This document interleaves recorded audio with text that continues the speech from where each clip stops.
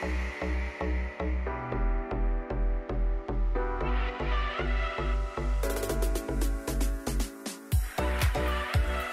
everyone. Welcome to Move More, Worry Less. I'm your host, Paige Vesta, the founder and designer at 13 Fit Apparel. I'm here today with my friend, Isabelle. She is a CrossFit coach. She is a BirthFit coach. She's a photographer, all kinds of things. So I'm really excited to talk about this topic about motherhood and fitness with her. So Isabelle, if you want to give a little intro about yourself, who you are, what you do, your background, that kind of thing. Yeah. So I am, like Paige said, I'm a CrossFit level 1. I'm a BirthFit coach and leader. I also have a USAW coaching certification. I have a bachelor's in biological sciences from Florida State. I did a postbac in health sciences at Cornell, and I've been in like the fitness industry. I've been working in the fitness industry for the last 5 years, and I've been CrossFitting for 8. And so I was never, so like my fitness, how I got into what I do now, or how I ended up exactly where I am now. I never played any like team sports growing up. My schools were very small. I went to private school, and just like team sports wasn't really a thing. I tried out for track and like didn't get it in 5th grade. So I was kind of like, nah, I'm not going to do any more tryouts.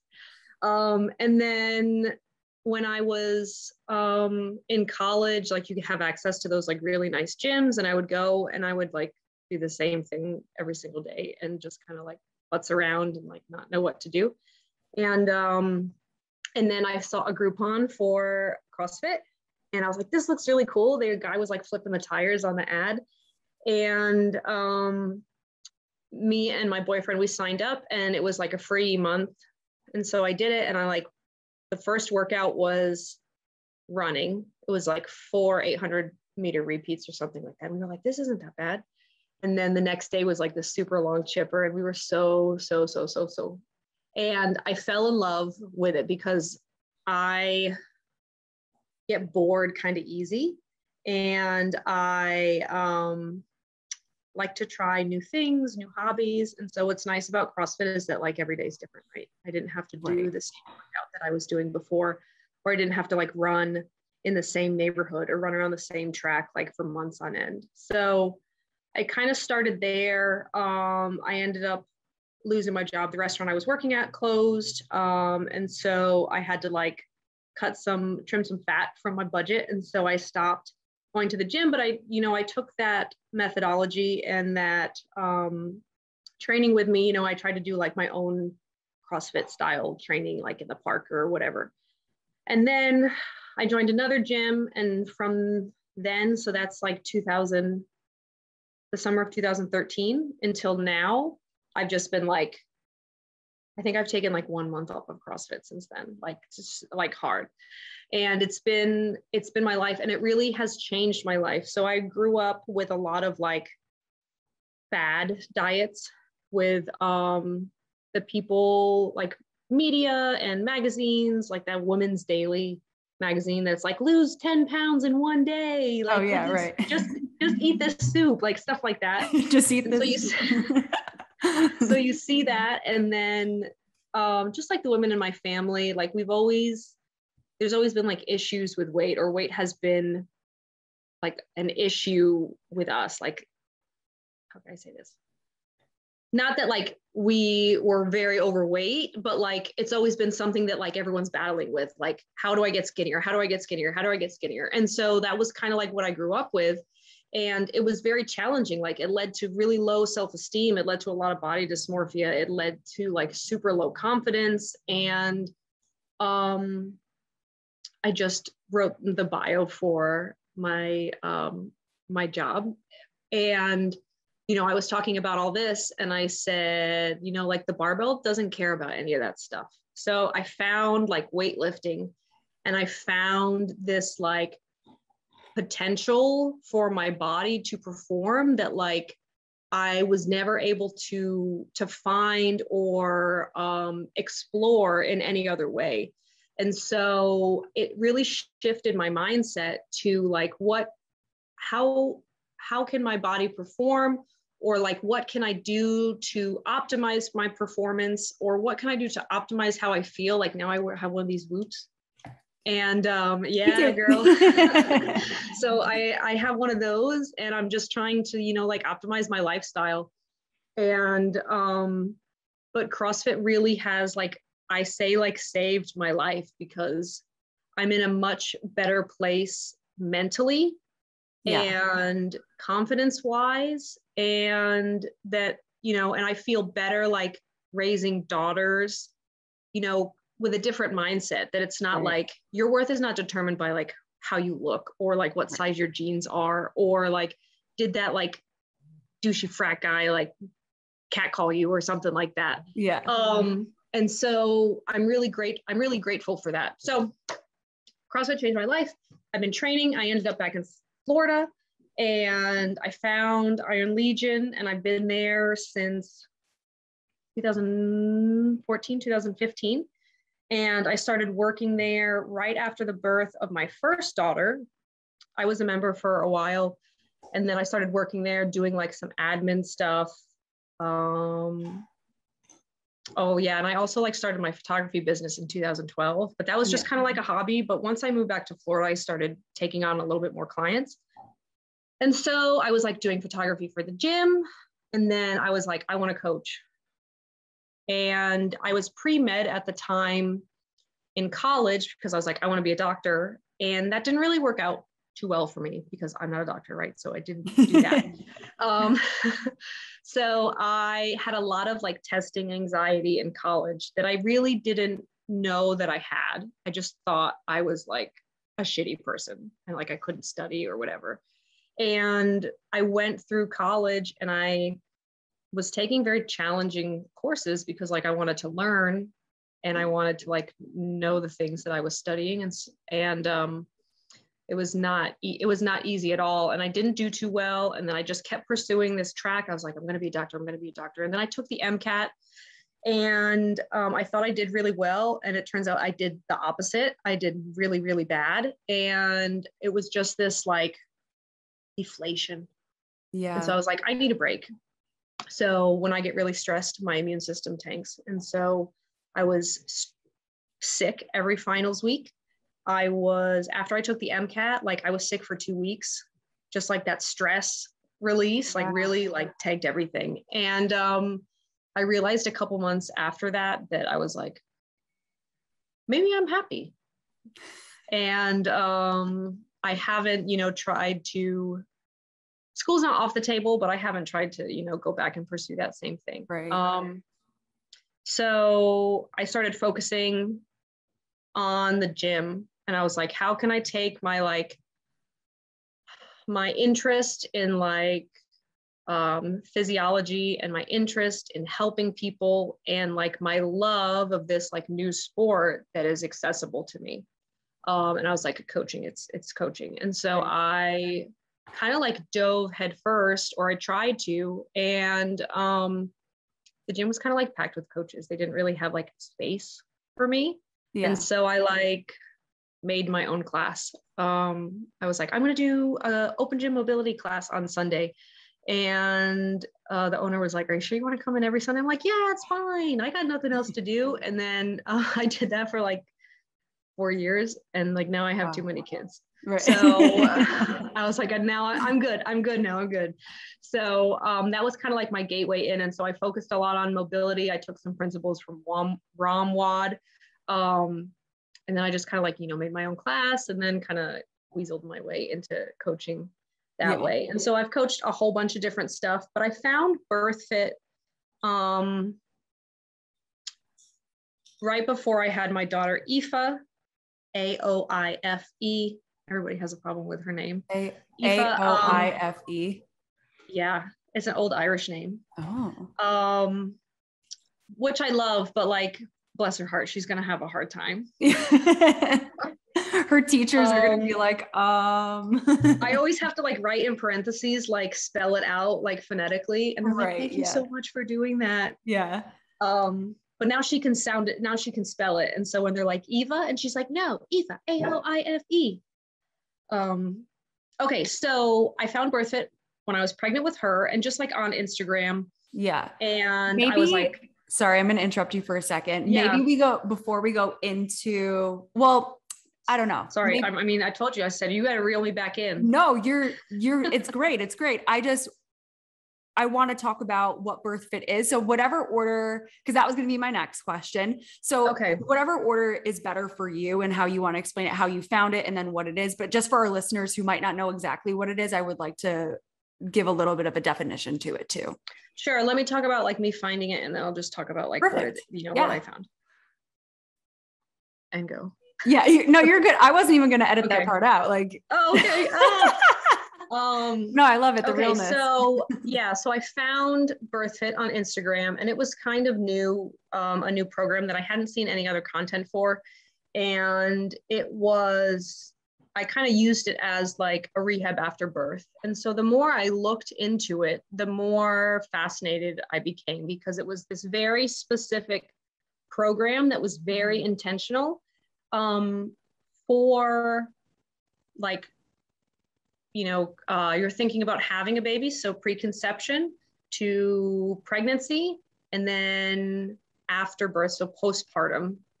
And we should be training not necessarily differently, but more intentionally. So they do a really good job of saying, hey, these are some of the issues that women kind of deal with, and like, how can we address them and prepare them for birth? So with preconception, you want to optimize your health. So you're like the healthiest version of yourself to conceive.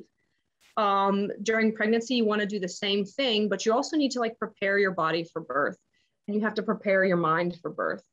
And then after baby, it's a lot of like rehab, a long rehab period of time.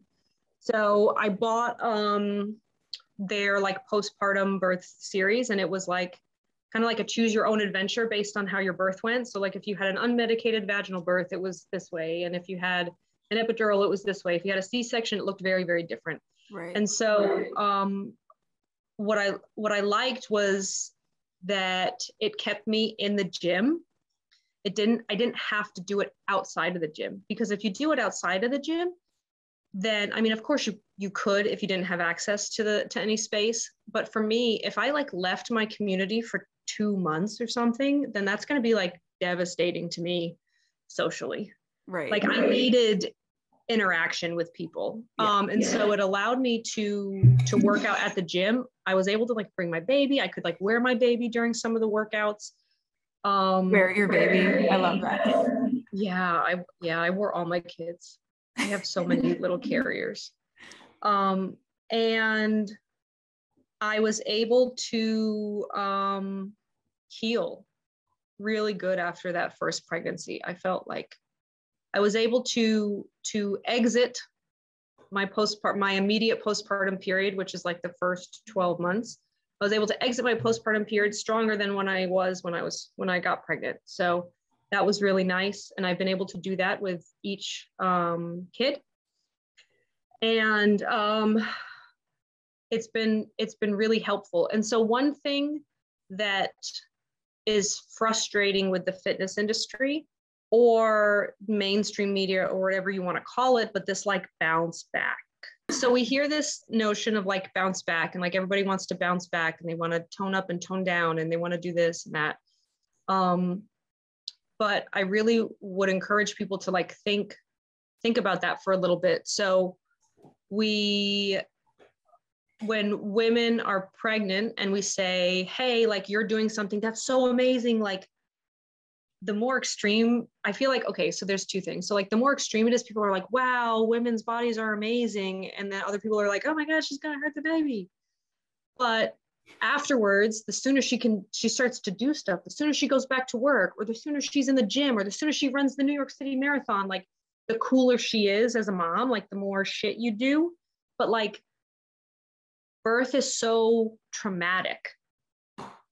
And like, why, if somebody had a hernia repair and they're not allowed to drive, because I worked in a surgery center, they're not allowed to drive for like some amount of time, but then we send women home after a C-section with a baby and like, okay, see you at your doctor's appointment the next day. Who's driving them?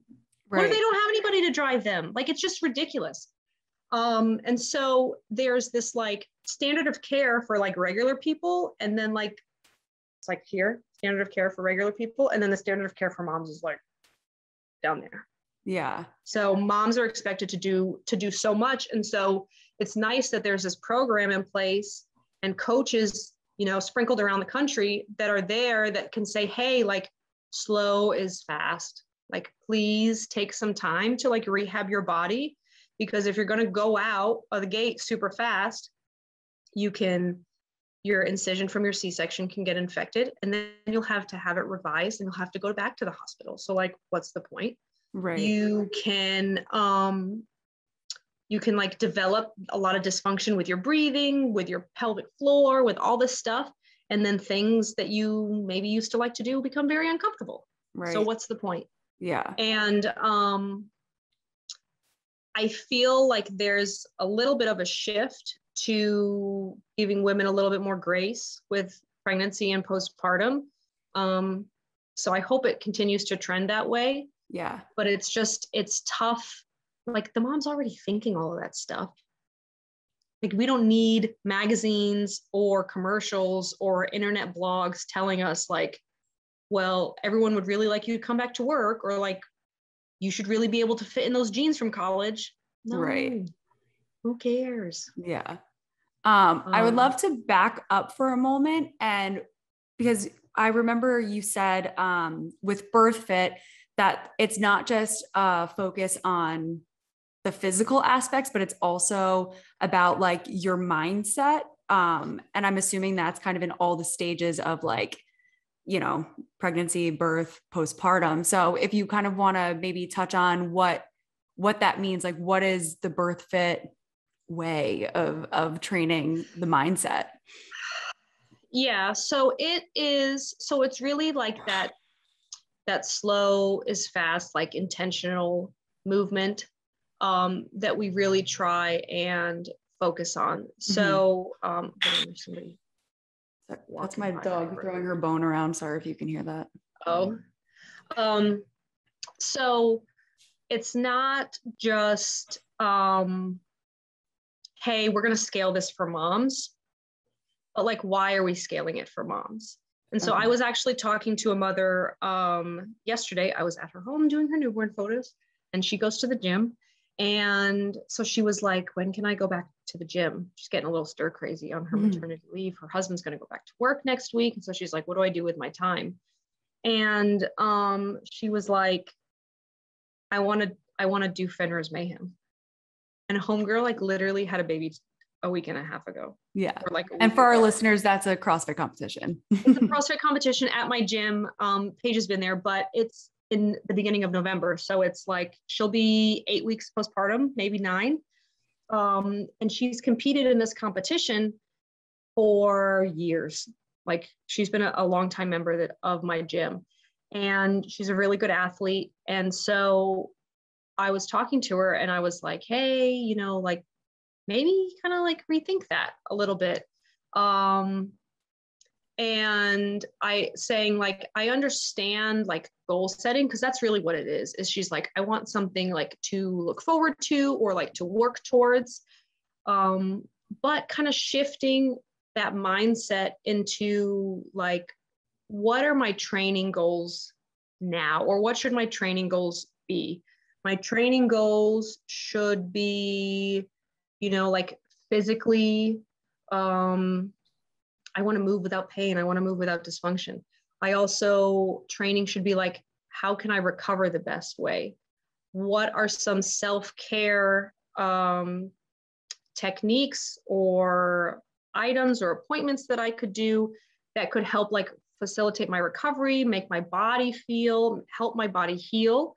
Also, BirthFit's really big on nutrition. And so they focus a lot on like healing foods. And so really high quality foods, a lot of like bone broth in the lying in period, which is typically like the first month to 40 days after birth. And so if you look at primitive cultures, if the family has the means of like time and work, then the woman really like just hangs out with her baby for the first month. And then like her village takes care of the rest, takes care of the house, takes care of the other kids, and makes sure that this woman is able to bond with her baby and nourish and heal. And so it's this very holistic approach to the, like they call it, and I call it, to the motherhood transition. So going from like not being pregnant to being pregnant to having this baby, like how are you like nurturing your mind to prepare? Like say you have a home birth, and what are some breathing techniques that you can learn and apply in your workouts that will also transfer over to like laboring at home without any kind of pain medication, and being able to like be comfortable in like a low squat or a lunge or in tabletop. You know, these are all like birth positions as well. And those same positions after you give birth allow healing. So you're going to move through them as well. And it's very primitive. And so you take this like very primitive thing, like people have been giving birth for millennia, right? And then now there's all these like extra gadgets and stuff, and there's like extra pain medication, and there's extra hospital things. And I mean, side note, like I gave birth to all my babies in a hospital, and I had an epidural with all three. So it's not like I'm saying home birth or whatever is the only way. Like I very much enjoyed my epidural.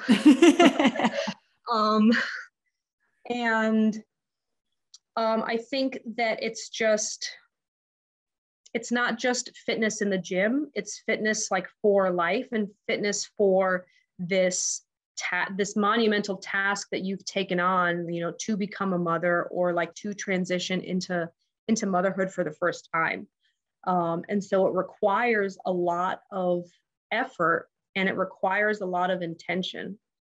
And I hope that, you know, more people kind of like respect it a little bit more. Yeah. Not like in oh my God, birth is whatever, but say like, hey, this is a big deal. Right. And let's treat it as such. So right. Like if somebody's training for like a Super Bowl, they're going to put a lot of work into it. So if this is like the most athletic event that a woman's going to do is like give birth to her children, then like she needs to prepare. Right. And I think just preparing like in the gym a couple times a week, and it's not really like preparing like this is going to make your labor easier because birth is so unpredictable. But I think just changing your mindset to be like, okay, I'm focusing on being the best version of myself that I can be for this huge task that's going to come by. Right. I think that is a really cool mindset. I mean, I have no idea. I have never had children. But I mean, I can't even imagine. So, I guess my next question is going to be, how has your personal mindset shifted from not being a mother to being a mother? And like, what was that journey like for you mentally and physically? So, I was 25 when I gave birth to my daughter, Aoife, and I was on like all the message boards and all the apps. And I was like, what do I do? I have three younger siblings that are a lot younger than me. And so I felt very confident, like being able to take care of a baby because I basically like raised them, you know, when they were really small. And so I wasn't worried about the baby part. I was worried about like the pregnancy and the birth part, because that was something that I had never experienced before. And so the pregnancy was fine. I didn't really have any kind of symptoms. Towards the end of that pregnancy, I started to develop like pubic symphysis dysfunction. And so the ligament in your pelvis starts to separate because of this hormone relaxin, right? And then it can become very uncomfortable because like your pelvis is kind of like shifting. And so for me, any like asymmetrical stress, like leaning onto one side to put socks on or like walking upstairs, it ended up being very painful for me. And so that was the only thing that was not that it was super fun, but that was not like cool. Right. And then my labor was very long and like 3 days long. Wow. Like I was having contractions for a very long time. And then I gave birth to her in the middle of the day. And then she had some issues. She had a fever when she was born. So she was in the NICU for 2 days, like for monitoring and some antibiotics and stuff like that. And so I really didn't get a lot of like bonding time with her at the very beginning. But looking back at it, I was so like emotionally numb and I think just exhausted from the entire labor process. So like Friday night, I started having contractions and then I had her Sunday during the day. And like we had gone to a funeral on Saturday and I was like having contractions. I went to work that day. We like went to Walmart. Like it was a hot mess. Like I should have just been like in the bathtub eating food instead of doing all that thing. But, and so that was a little hard for me, because I just felt really like a void. And it's kind of like this switch flipped for me that I went into like survival mode where it's just like, not survival mode, but like take care of the baby mode and like, don't think about anything else. And so, and there were some like hiccups along the way, like with first kid, and we're learning. And so she happens. And then I have a son 2 years later. And pregnancy is good with him. Birth is good with him. Different, but good. And he's a great baby. But like now you got 2 kids. I have a toddler and a newborn. And I work full time. My partner works full time. And immediately like my daughter was like super emotional and she's jealous, right? Because she was the baby and now there's another baby and she really likes babies, but it's time. And it was very challenging those first couple weeks. Because with just one, honestly, like I did whatever I wanted to do and I just like took my baby with me. Like I'm not like a partier or like a world traveler. I just like worked at the gym and I like ate. I like to eat Mexican food. So like whatever I did, like I just had the baby. And so it really didn't disrupt anything too much. When I had my son, like everything in the car still fit. Like I had a sedan, you could fit 2 car seats in the back, still worked at the gym.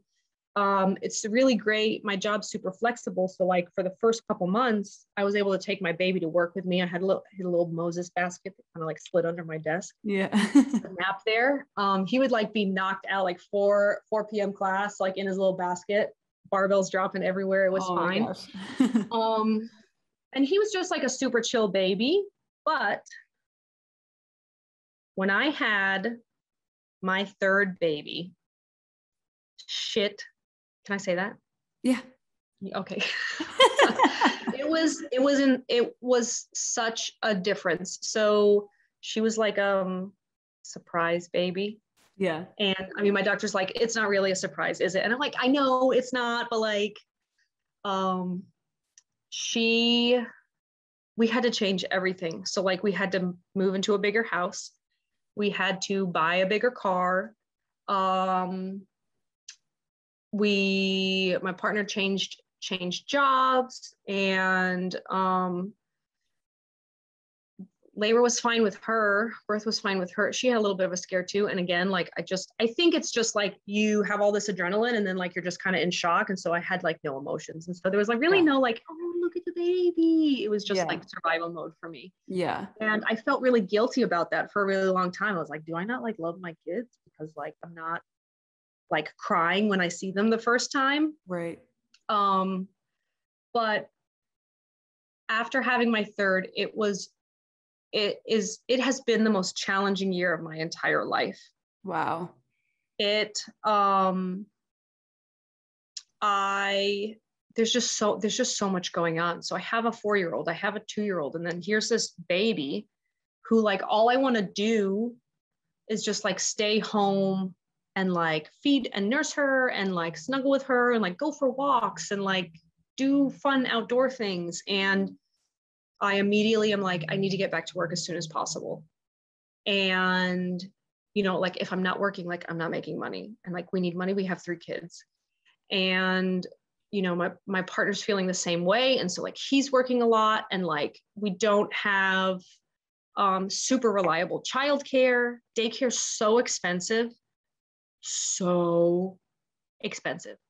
Like how people do it, like it economically, like it doesn't make any sense. Like if you have more than 1 or 2 kids, like just stay your ass at home, because there's like nobody that's gonna make enough money to make it worth it.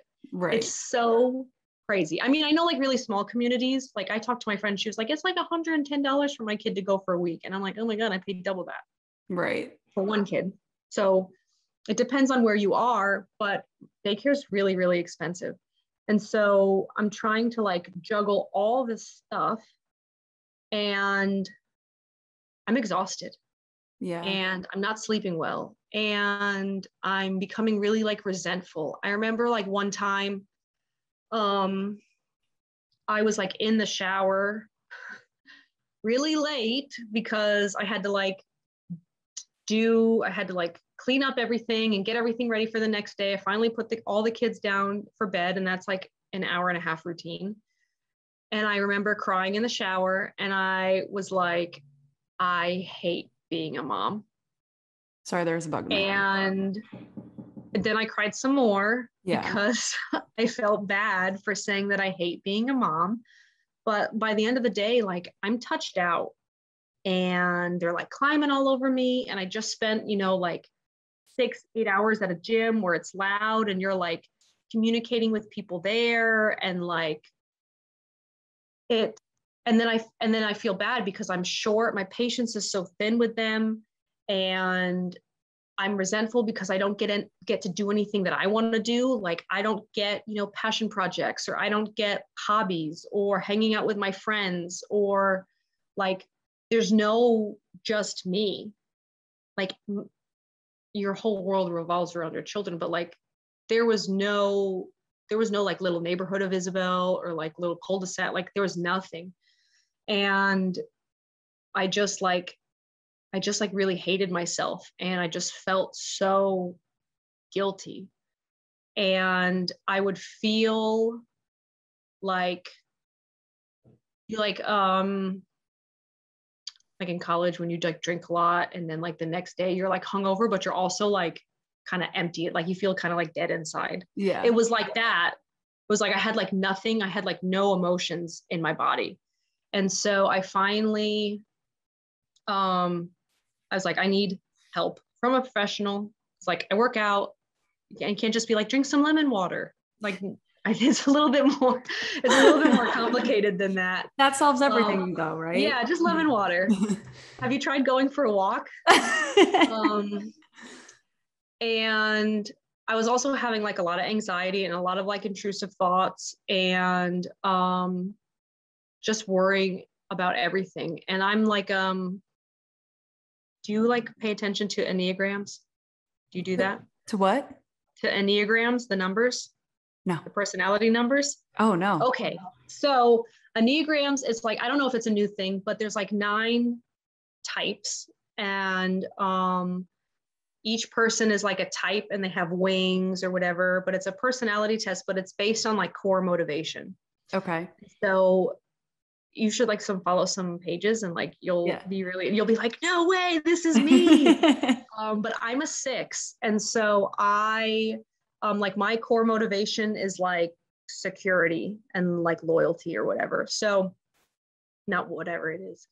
And so what I do is like I think about everything that can go wrong all the time. So like I'm mentally and physically prepared for like all the options. And usually I think about like the bad options. Right. Not like it's never like, what are all the good things that can happen to me today to be prepared? It's like, what are all the bad things that can happen? Right. And so that personality type, like coupled with anxiety, like is no fun. So I had a really bad experience looking for a care provider for myself. I wanted to find a functional med, somebody. And it was very devastating trying to navigate like the insurance world and trying to find a functional med person. So basically like in my town, if you want to see like a functional med person or like not an alternative health, but somebody who is not super like cookie cutter. And I wanted like to talk to somebody. I thought there was like some hormone issue or something else. Like it's basically concierge medicine. So you have to like pay out of pocket. And I just like don't have that cash flow. And so I was like, there's nobody that I can see there's nobody that I want to see that can help me the way that I want to be helped. And so I finally found a doctor, and I swore, I was like, there's something wrong. And I was like, I want a full blood panel. She did it. And she was like, everything's in range. You're I was so pissed. I was like, no, there's gotta be something. There's gotta be like some deficiency or whatever. And she's like, yeah, it's serotonin. And so I started on an antidepressant. I started on Prozac in May, and I hated it. My brain was super foggy. I had like no executive function. I couldn't it felt like it took me 2 hours to get out of the house because I would be like, oh, let me get this thing and then get distracted and do something else. Oh, wow. I couldn't ever finish any task. And so she ended up switching me to Lexapro, and I've been on that for a couple months. And it's honestly like made me a much better parent. Yeah. I am so much more patient with my children, and I'm patient with like the stress of my job. And, and I had a lot of hangups about starting medication for anxiety and depression. I feel you. Because like I've never been on any kind of medication before. And so I'm in this like mommy group on Facebook, and I was like, I have this medication, but I'm just like worried about being on it for the rest of my life and like being on medication for mental health and like doing all this stuff. And they had a lot of good advice. And it was surprising to be like, yeah, I've been on it for this many years. And yeah, I've been on, like, so many people are taking things when they need it, and also like people aren't really talking about it. So I want to just interrupt you for a second, because first I want to thank you for being so vulnerable and open about that, because that is so much, no, that doesn't make sense. That is like what we are about. Like this podcast, I really like, I think it's so important to talk about those things. And it's really hard for people.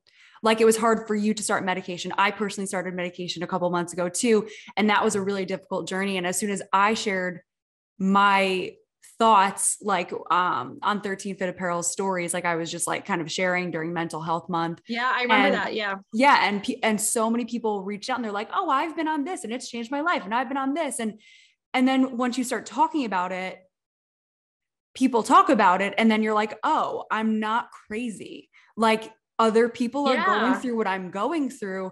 And it's not that I want other people to be suffering, but it just, there's comfort in knowing that you're not alone and that like, it's okay. So I really appreciate you sharing that, but I'll let you continue. Hey guys, so I heard this rumor that you were dying to try out our leggings. So here is your chance. Now through September 30th, all leggings are 30% off. There is no discount code needed. It will be taken off automatically at checkout. I personally designed these leggings from scratch, from the fit to the fabric to the design. They're compression, high-waisted, squat-proof, and they won't move when you work out.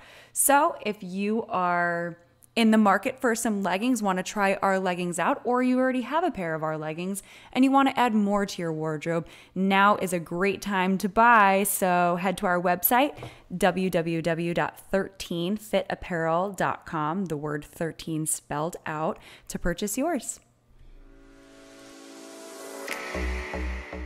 Yeah. And, and I appreciate, like, I feel, in my social sphere or who I'm following on Instagram and who I interact with, on a day-to-day basis, like if I'm talking to somebody, like I'll mention it, I'm not going to be like name dropping my medication just for like the fun of things. But if somebody's like talking about something and be like, yeah, like I started, since this, or like I started this because, I want first off, like I want to be completely transparent, like about, my life. And like, I don't want people to ever be like, she's fake, or like, that's not really how it is, or whatever. Like, no, like this is how it is. And like, sometimes it's super, super boring. And sometimes like it's super stressful. But I've just realized how much people are like suffering in silence because they feel bad about feeling bad, Right. even like physically. So like I see people in the gym and they're like, yeah, my knee's been bothering me for like a year. Well, what professional have you talked to about it? Well, no, I'm just gonna like wait it out. No, you don't wait something out for a year. Like go see a chiropractor, go see a massage therapist, go see a PT. Like there's professionals out there. Right. So like you don't have to suffer in silence. And with this, like mental health is like the ultimate suffer in silence, right? Because like nobody's gonna see you, crying in your shower at night saying that you hate being a mom. Right. Or no one's gonna hear like your mom guilt because like you can't pick up your kid and take him to soccer practice or whatever, and he's crying because he wants you to be there. Like that's real silence. Like I can see somebody and like if they wince in pain when they're doing an air squat, I know something's going on. Yeah. But if they don't tell you, then like you don't know. Right. And so I really encourage people, like when they go talk to their doctors, and even doctors, I wish they would ask like the right questions. So I had like, and I also hate this term, they call it baby blues. Okay. Like after you have a baby, like it's Right. no, bitch, it's like postpartum depression. Like call it what it is. Right. Stop Like it's like a real infantilizing. thing. It's not just like, It's oh, I'm not kind like of sad. baby blues. Right. Oh, and it's so cute. Right. Yeah. That's like No. totally downplaying it.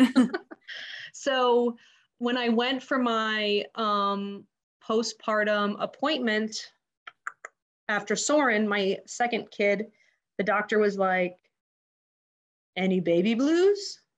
And I did, right? I was like grieving. Yeah. And he was like, and I said, no. And he went, okay. And that's it. That's literally it.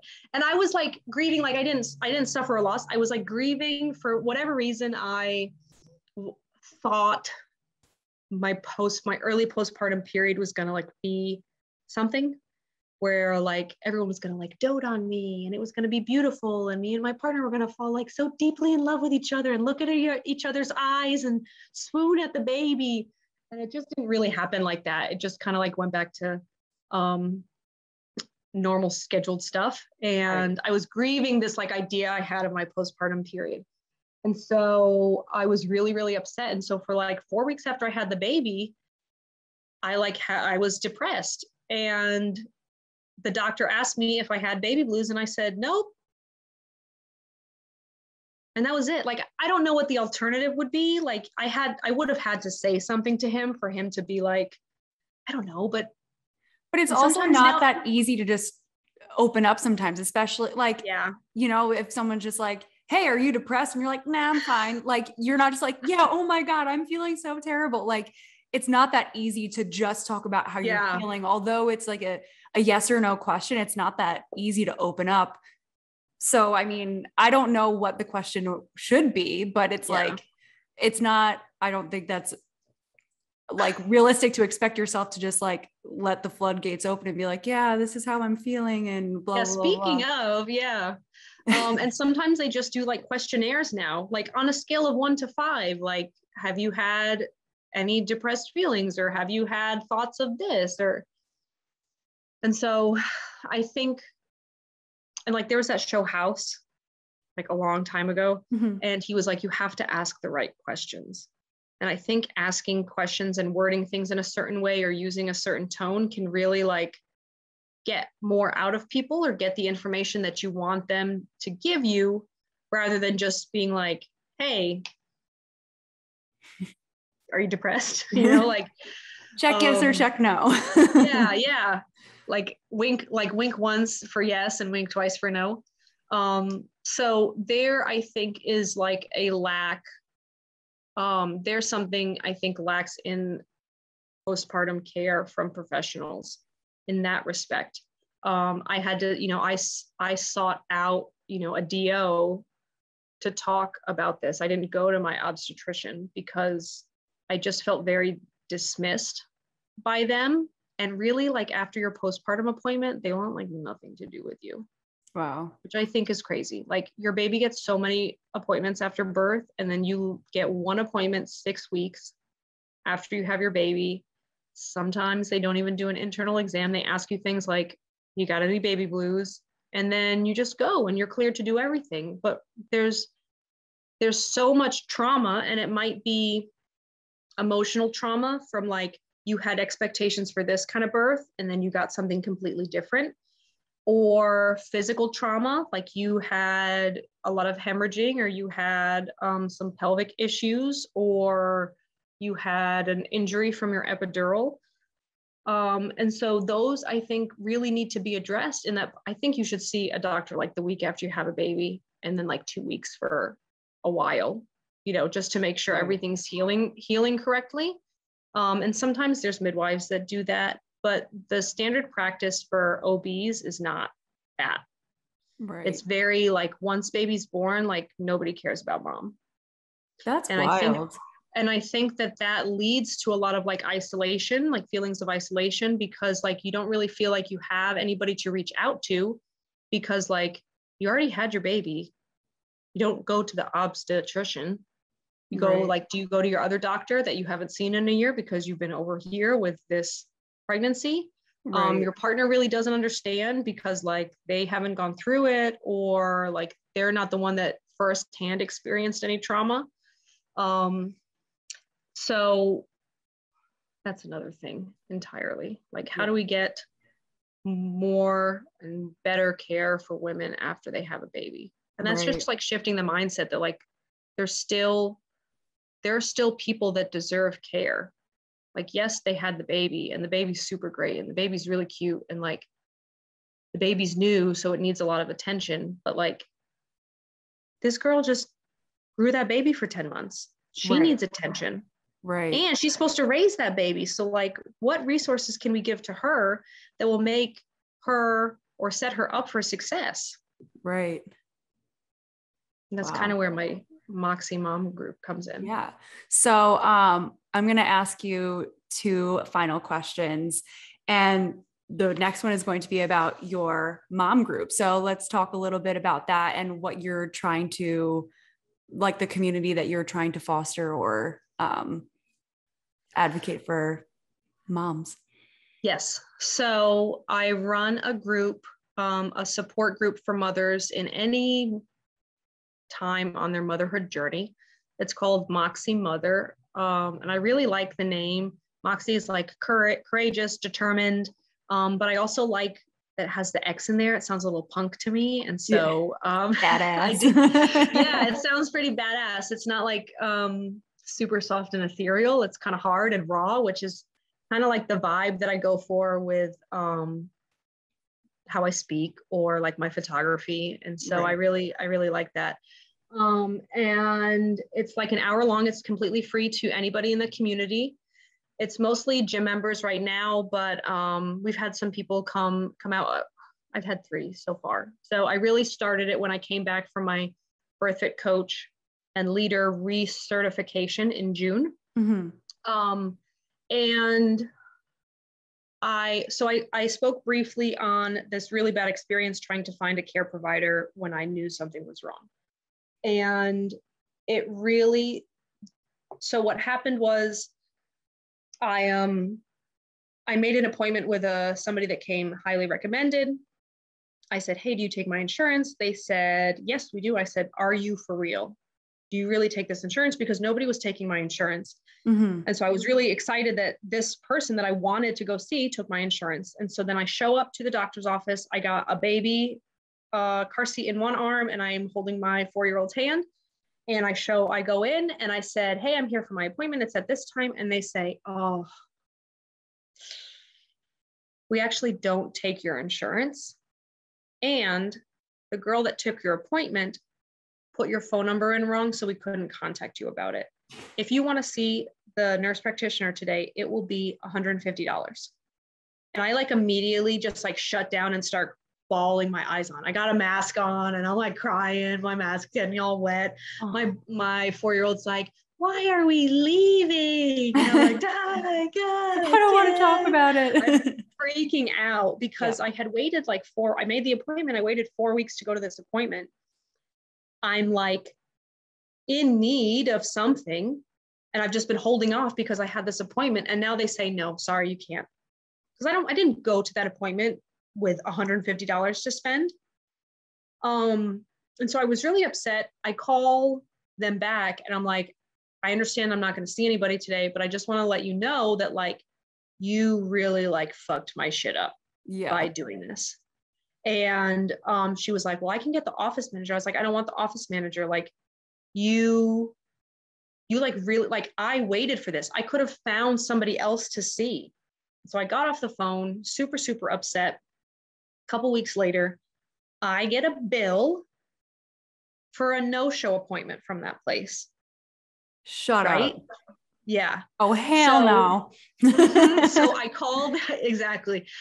I call their third-party billing and I'm like, I got this bill, just so you know, I'm not paying it. And I kind of told them what's going on. And they said, okay, we'll make like a ticket or whatever. They have like nothing to do with that office. And so then I call the office and I'm like, I want to talk to the office manager right now. And then she's like, okay. And then my call gets dropped. And so then I'm like double mad. I'm like ready to throw hands. And then I talk to the office manager. I tell her what happened. She's super apologetic. She's like, I'm so sorry. That should have never happened to you. I just started this job yesterday or some shit like that. So like she wasn't even there. Yeah. Like the weeks before, but there's nothing she could do about it. And I was thinking about it. I said, you didn't take my phone number down, right?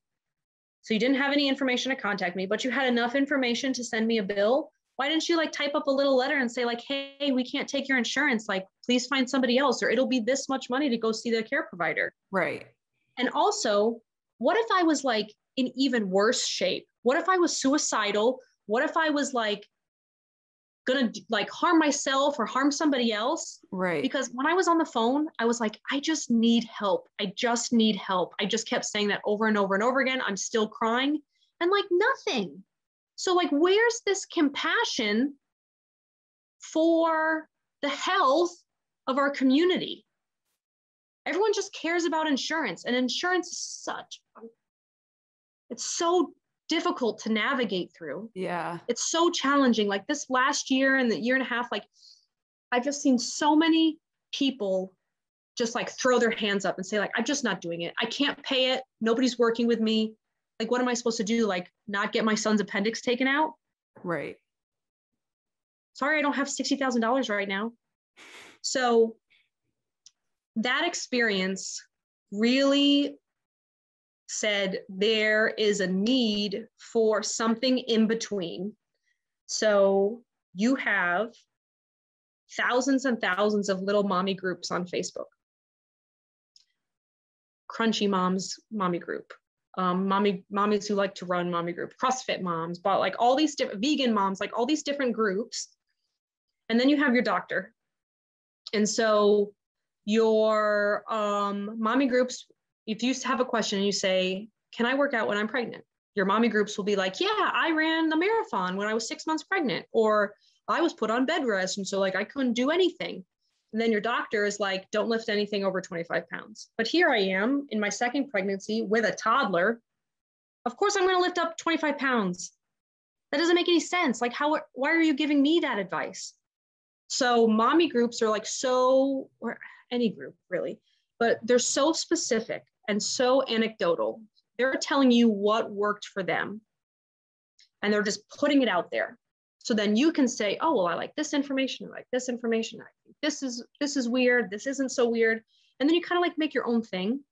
And then your doctor is giving you like, or any care provider, any professional, they're giving you super vague, universal advice that is applicable to you. Like nothing bad is going to happen from you not lifting 25 pounds, but like you probably are going to because you have a kid, or like you get some groceries or something like that. Right. And you like don't want it to make two trips to your car. Like I will be holding all of those bags. Yeah, no, there's a way to carry all the groceries. Yeah, it is. One trip only. I don't like have them in all my fingers. Yeah. And so there's got to be something in between. And what I created this group for was that in between. So I wanted to get local professionals. So I am in contact with a pelvic floor physical therapist, which, tangent, if you had a baby, if you're a mother, or if your insurance will cover it, go see a pelvic floor physical therapist, because you're probably moving with dysfunction. If you are like peeing when you do double unders, or you have some incontinence when you're running, or you're doing high impact sports, go see a pelvic floor physical therapist. That you can kind of like mitigate some of those symptoms. And even like, you know, it's a lot of like breathing. So your diaphragm and your pelvic floor, they're all working together. And childbirth and pregnancy really like moves everything around. And so you have to kind of like relearn how to breathe correctly. And that can kind of transfer over into exercise and training, because the better you breathe, the more work you are able to accomplish. And so when I was talking to this pelvic floor PT, she was like, yeah, there's one on staff at the hospital. I was like, there's one on staff at the hospital. I never even knew that. Most women I talk to don't even know that pelvic floor physical therapy is a thing. And so go look in your insurance provider list and like go find one. They're usually in like an OB-GYN office. So that's my takeaway from that. Go see a pelvic floor PT. But I've been talking to her. I've been talking to a couple therapists that kind of focus on trauma therapy and therapy for the motherhood transition. So, and this one life coach that I was talking to, it's called like sexy you something, and it's great. And she just like focuses on the identity shift from like non-mother to mother, because it's a big deal. Right. And so a lot of women, like what I was saying before, like they lose their selves. And so I want to kind of be this, like, not me personally, but this group, this network that I create, be this first line of defense for women seeking information. So if there's somebody in the community that she's in Moxie Mother, she's like, hey, I need a new doctor. Well, there's a doctor in our group. She's a mother. She has 2 kids. She knows what you're going through. You probably talked to her at one of the meetings. So like, go see her, or at least ask if she knows anybody. So now we built this referral network of people that we trust. And, you know, like our meeting, the last one, there we were talking about self-care. And so a lot of like self-care superficially is like taking a shower by yourself, or going to Target by yourself, or going shopping for some items that you want. My superficial self-care item is a massage every month. I don't fuck around with that. I had a lot of issues a couple years ago, and I thought it was like a bone thing. And so I kept going to a chiropractor, and it kept happening. My rib kept popping out. Ooh. And then I started seeing a massage therapist, and I haven't had those issues ever again. And so I was like, this is how I maintain this like base level of whatever it is I got going on. So that's my non-negotiable. Going for a walk is every night, you know, for 30 minutes is my friend's non-negotiable. But there was a therapist in the meeting, and she was like, I just want to pipe in self-care, like all those things for self-care are great, but self-care isn't just buying things for yourself or like going to the spa. Self-care is also like sitting in your feelings and really like figuring out and understanding what you're feeling, so you can articulate it to somebody. Self-care is saying, hey, I need some help, so I'm going to go find somebody who can help me. Self-care is communicating with your partner. Self-care is sitting there and like trying to get in touch with your body and really like, are there any aches and pains? And does it hurt when I do this? And just trying to be a little bit more intuitive with your body, or thinking about like an interaction that you had that day and how that interaction made you feel, so you can kind of understand yourself more. And that was really eye-opening to me when she was talking about that, because again, we talk about self-care and, you know, there are these superficial things like making enough time to go to the gym or doing this or having grandma watch the kids. That's great. And that's a good place to start. But really, like, how are you caring? How are you figuring out the best way to take care of yourself? And it's really figuring out like how you feel and being okay.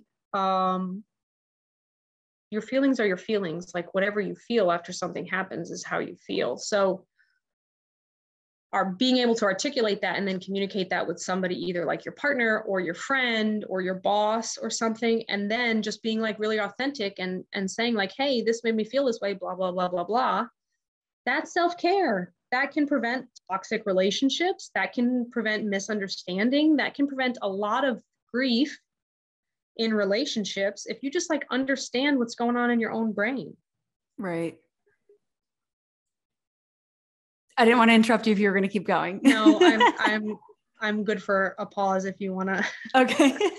Well, I feel like I'm rambling so much. No, this information is really awesome. And I think that so many people are going to relate to what you're saying and feel validated by what you're saying. I'm personally, again, I'm not a mother, so I don't understand all of those things, but I can see how, I don't know, I can see how that is the reality. And I really think that it just always, it's helpful to hear other people's stories.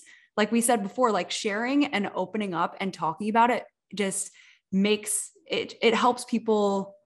It helps people. It helps people, you know? And I think that it's great. So I really appreciate you sharing everything. So my last question before we wrap up is just going to be, how can our listeners follow you, find you, maybe join your group? Yeah. Okay. So I'm in Ocala, Florida, and you can find me. Okay, so I just like go through all the social media places. So Facebook, you can, however you want to be seen or known. Yeah, I'm on Facebook and I'm in the BirthFit directory as a coach. So my contact information is there. My gym is CrossFit Iron Legion. So if you want to like see my CrossFit stuff, it's on there. I have a website. It's called IsabelleVictoriaPhotography.com, and that's where all my photography stuff is. And then my Instagram is Isabella.mozzarella, but my name's not Isabella. So this is a funny story. This is kind of like me honoring my mother. Not like gone or anything, but she used to work labor and delivery at the hospital in New York when we lived up there. And I was in like the 3rd grade, and she spent a lot of time making these like invitations. She like drew with a Sharpie on a piece of paper, and she photocopied them all, and she brought them, and she was like, here are the invitations for your roller rink party or whatever. And I said, I hate them. And I like lost my shit because I thought they were so chintzy and whatever. But it said, please come to Isabella Mozzarella's birthday party. And so I felt like, now I feel so bad that I lost it on her, like as an adult, because like she was at work and she like made them pretty. And that was like my nickname that she called me. Right. And so like, now that's my Instagram name. That's like how it's like my penance for, I mean, I like it, but yeah, everybody thinks my name's Isabella now. Well, for a long time, I didn't know. I was like, I didn't want to say your name because I'm like, I don't know if it's Isabelle or Isabella because your Instagram, but I was like, but I know like we've emailed each other and like everything is Isabelle, but then your Instagram's Isabella. And I was like, I don't know. Well, that's the story. It's only because of mozzarella, but that's like where I put like I have so many Instagrams. It's insane. I never know which one's to tag. Yeah, I manage all the gym's Instagrams, but I have one for me, and that's mostly like my fitness and my family stuff. Then I have one for my photography business. And then I have another photography one for like my fitness photography and my travel photography. And then my kids have one that I manage, right? But it's just like a scrapbook. So I put all their pictures in there. So there's a lot. But I love social media. I really think it's like, I don't really like my Facebook feed, but I like social media. I like the Facebook groups that I'm in. Moxie Mother's also on Facebook. It's a private group. There's only a handful of members in there right now, but I'm hoping that it can be like a safe place of non-judgment and ideas without getting, too crazy. So that's MOXIE Mother. And I'm hoping to like roll out some t-shirts sometime. I got really excited because I was like, this is such a cool name. This would look really cool on a t-shirt. Super badass moms. Yeah. So like I'm on the internet. Yeah. a little bit. Lot. Yeah. Well, I'll whichever ones you want to people to be able to find or whatever, we can put them in like the podcast notes. So people can, cool. Like there's a place where they don't have to like sit here and listen to the podcast over and over to like look up every single one. I'll put in like links and everything. So, okay. Well, thank you so much for being here today. This was such a fun conversation. And I think our listeners are really going to enjoy. Yeah, I can really talk about all this stuff forever. Your passion is very apparent. And I think that that's fantastic. Yeah. Yeah. Well, it was a pleasure to be on the podcast. My first podcast ever. Woohoo. Yeah. All right, cool. I'll do my little sign off here and then we'll wrap it up. Thank you everybody for listening today. If you haven't hit subscribe yet, you totally should. Share the podcast, like it, comment, rate it, or review it, whatever it is. Help us grow our mission. You can also watch this episode on YouTube if that's not where you're viewing it right now. And we'll see you next time.